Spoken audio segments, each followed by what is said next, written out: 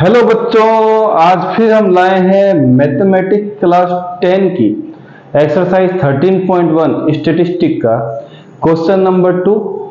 तो चलिए इसको स्टार्ट करते हैं। मेरा नाम है गौरीशंकर माहेश्वरी और आप देख रहे हैं आपका अपना चैनल जीएसएम सर। कैप को नीचे रख देते हैं ताकि लिखने में आसानी हो। Question number 2, consider the following distribution of daily wages of 50 workers of A factory. कुछ डाटा गिवन है, फाइंड करना है। Find the mean daily wages of the worker of the factory by using the appropriate method. Method ऐसा ले जो इससे पूरी अच्छी तरीके से फिट हो जाए और हमारा सॉल्यूशन चुटकियों में आ जाए। तो चलिए बच्चों स्टार्ट कर देते हैं वीडियो को। तो हम सबसे पहले एक बार फिर से टेबल बनाते हैं और टेबल में लिखते हैं डेली वेजेस। लिख दिया सर, किसमें है? इन रुपीज में। क्या बात है सर, रुपीज में तो होगा। चलिए ठीक है। फिर लिखते हैं नंबर ऑफ वर्कर्स। चलिए ठीक है। और हम पहले क्वेश्चन में काफी अच्छा डिस्कस कर चुके हैं कि पहला कॉलम क्लास इंटरवल, दूसरा नंबर कॉलम फ्रीक्वेंसी का। तो चलिए इसको लिखना भी शुरू कर देते हैं। तो बच्चों हमें मिला है 100 से लेकर 120 तक। चलिए ठीक है। फिर 120 से 140 तक, ये भी ओके सर। फिर 140 से 160, यहाँ भी ठीक है। 160 से 180, ओके। और लास्ट मिला है 180 से 200। हमें फ्रीक्वेंसी को लिखना है एफ आई, और आई के बारे में हम डिस्कस कर चुके हैं। आई बताता है कि किस कॉलम में क्या वैल्यू दी हुई है। यहां बच्चों दिया है 12, यहां 14, 8, 6 और 10। पर हमारा जो मन है इन दो कॉलम से भरने वाला नहीं है। हमें तीसरा कॉलम 100% लाना पड़ता है बच्चों, जिसको हम नाम देते हैं मिड पॉइंट या फिर मार्क पॉइंट। हम मिड पॉइंट ही लिखते हैं बच्चों, मिड पॉइंट। मिड पॉइंट को बच्चों हम बोलते हैं x, साथ में लगाएंगे i, ब्रैकेट में छोड़ देंगे लिख करके। चलिए यहां तक भी ठीक है। अब बच्चों मिड पॉइंट कैसे निकलता है? पहले कॉलम से इन दोनों को प्लस करके आधा करेंगे। तो 100 प्लस 120, 220 को आधा करेंगे बच्चों, आएगा 110। अब सब में गैप कितना दिख रहा है बच्चों? 20 20 20 20 20 मैच नहीं है, गैप 20 20 का। जब गैप जो आ जाए बच्चों, गैप 20 का आ जाए, तो यहाँ पर जो पहला नंबर है उसमें 20 प्लस करते रहे। 100% वही आंसर आएगा जो यहां से निकालने वाले हैं। 20 प्लस करेंगे तो 130, इसमें 20 तो 150, इसमें 20 तो 170, इसमें 20 प्लस करेंगे तो 190। चेक करना हो तो कर लीजिए बच्चों। 200 प्लस 180 होता है 380, 380 का आधा होता है 190। वही आएगा जो बताया गया। चलिए ठीक है बच्चों। अब डाटा बहुत बड़ा मिल रहा है तो हम बच्चों मेथड यूज करते हैं स्टेप डेविएशन। स्टेप डेविएशन क्या है बच्चों? उसका स्टेप डेविएशन का जो हम निकालते हैं मेथड, स्टेप डेविएशन निकालने में क्या आसानी होगी बच्चों?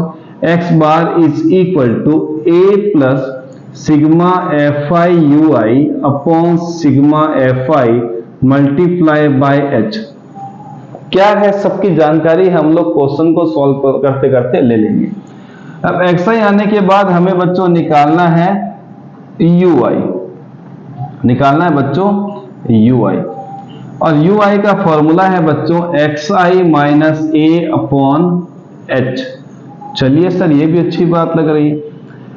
अब हमें सबसे पहला जो नंबर ढूंढना है बच्चों वो a ढूंढना है। a का मतलब हो गया एज्यूम्ड मीन। वो कहां से लेंगे सर? हमें ये जो तीसरा कॉलम है बड़ा इंपॉर्टेंट रोल प्ले करता है। इनमें से वो वैल्यू लेनी है जो सेंटर की है। ऐसा आपके बुक में मेंशन है। ऐसे तो किसी भी वैल्यू को लेंगे तो आंसर परफेक्ट आएगा, पर आपके बुक में एनसीईआरटी की बुक में ये लिखा हुआ है स्पेशली कि वो वैल्यू चूज कीजिए जो कि सेंटर में है, मतलब मिडिल में कहीं आती है।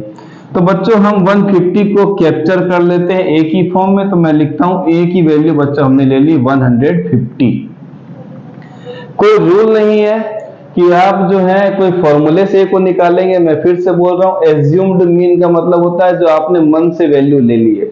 सेंटर की वैल्यू ले ली हमने। लेने के बाद बच्चों क्या होता है, जिस वैल्यू को आपने ए लिया है उसके सामने ui के कॉलम में 0 लिख दीजिए। सर इसको 0 लिखने से एग्जाम में 0 तो नहीं आएगा? बिल्कुल नहीं आएगा, बिल्कुल टेक्निकल चीज है, आपको जो भी पढ़ाया जाएगा बिल्कुल सही पढ़ाया जाएगा, आप उसमें घबराए नहीं। 0 लिखने के बाद हम आते हैं इस कॉलम में, तो सब में गैप बच्चों 20 का ही दिख रहा है। जब ऐसा हो जाए तो आप इन चीजों को 0 के जस्ट ऊपर आप लिखेंगे -1, फिर लिखेंगे -2। याद रखने वाली बात है कि बच्चों सब में गैप क्या होना चाहिए, इक्वल। नीचे आएंगे तो बच्चों लिखेंगे 1 और 2। हम चाहे तो इन क्वेश्चंस को वेरीफाई करके आंसर ला सकते हैं। कैसे बच्चों, देखिए हम फॉर्मूला लगा रहे हैं ui का, क्या है बच्चों, xi minus a divided by h। चलिए ठीक है, मुझे इसकी वैल्यू निकालनी है। अब xi वैल्यू कितनी है बच्चों, 130, ये ले लिया 130, माइनस a कितना है बच्चों, 150। Okay sir. और h जो बच्चों होता है वो क्लास हाइट, मतलब क्लास के बीच का डिफरेंस। 120 माइनस 100 बच्चों कितना होता है, 20। अब किसी को भी फाइनलाइज कीजिएगा तो डिफरेंस कितना आने वाला है बच्चों, क्लास डिफरेंस का 20 डिवाइड बाय 20। 130 माइनस 150 बच्चों माइनस का 20 डिवाइड बाय 20, कट होगा तो बच्चों 1 टाइम माइनस का 1, आंसर आप लेके आए थे। आप चाहे तो इसको भी चेक कर सकते हैं, हम यहां करते हैं इस फॉर्मूले को लगा करके। xi बच्चों कितना है, 190, xi चेंज होगा पर a कभी भी चेंज नहीं होगा। a का वैल्यू बच्चों है 150 और क्लास हाइट भी चेंज नहीं होगा, आएगा बच्चों 20। 190 माइनस 150 होता है आपके पास बच्चों 40 डिवाइड बाय 20, कट होगा तो आएगा बच्चों 2। तो यहां मिल गया बच्चों आपको 2, ये आप याद रखिएगा। पर अगर आपको प्लस माइनस में थोड़ी मिस्टेक हो जाती है, कुछ गड़बड़ हो जाता है कई बार, तो ये जो मेथड बना है वो आप ही लोगों के लिए बना है जिनको प्लस माइनस में थोड़ी गड़बड़ी हो जाती है। चलिए बच्चों, यहाँ के बाद हम आते हैं नेक्स्ट कॉलम में, क्योंकि हमें FI निकालना है। तो मैं इस वाले पार्ट को थोड़ा सा रफ कर देता हूँ। ये चीज समझ में आई होगी आपके, आसानी से मिटा देते हैं। ये रफ वर्क था, ये रफ वर्क था जो आपने रफ में कर दिया।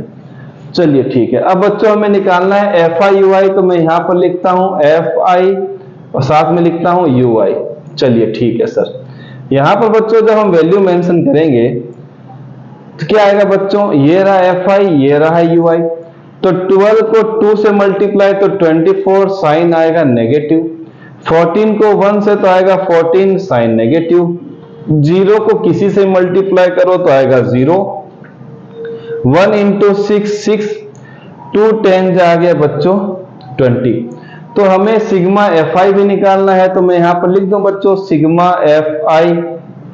क्या मिलेगा बच्चों, यहां पर 12 और 8 20 20 40 और 10 बच्चों आ गया 50। चलिए सिग्मा FI आ गया। अब निकालना है सिग्मा FI UI। कितना आएगा बच्चों, दो नेगेटिव टर्म्स को एक साथ रखना है तो 24 और 14 38 माइनस का। चलिए ठीक है सर, 20 प्लस 6 प्लस का 26 मिलेगा बच्चों माइनस का 12, क्योंकि माइनस वाला नंबर जो है वो बड़ा है। तो लिख देता हूं माइनस का 12। ये टेबल मेरे हिसाब से आपके पूरी क्लियर है बच्चों, तो मैं मुझे मिटाना पड़ेगा, नहीं तो ऊपर वाले पार्ट पे हम कर देते हैं। चलिए बच्चों, अब हम ऊपर वाला पार्ट यहां से गायब करते हैं, क्योंकि हमारा काम इतने से ही हो जाएगा। यहां तक तो सब कुछ क्लियर होगा। बहुत अच्छा सर। मेथड के ऊपर जो हमें मिला था वो फॉर्मूला हम उसको अप्लाई करते हैं बच्चों। हमें मिलेगा x bar is equal to, a की वैल्यू है बच्चों 150, लिख देते हैं। मैं यहां पर सब वैल्यू भी लिख देता हूं। a की वैल्यू है बच्चों 150। Okay sir. हमारे पास h की वैल्यू है बच्चों कितनी, 20, जो हमने यहां पर से निकाली थी डिफरेंस, क्लास डिफरेंस। ठीक है सर।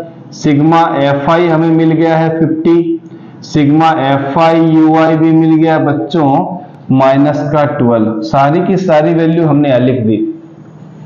अब बच्चों प्लस के साथ लिखते हैं सिग्मा FI UI कितना है बच्चों, माइनस का 12। ये लीजिए डिवाइड में, आप बना दीजिए ब्रैकेट, क्योंकि दो साइन एक साथ आ रहे हैं।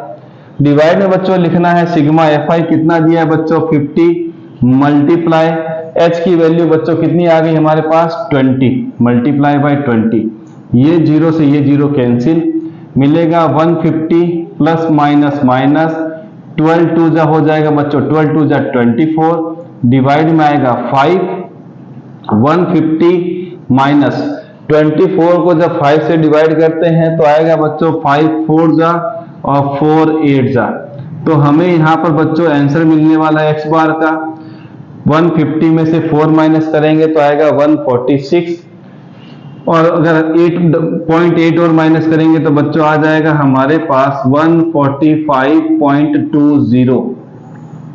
तो ये आ गया है आपके पास मीन, और ये आ गया बच्चों रुपीस का साइन, क्योंकि डेली वेजेस निकालना था हमें मीन की फॉर्म में।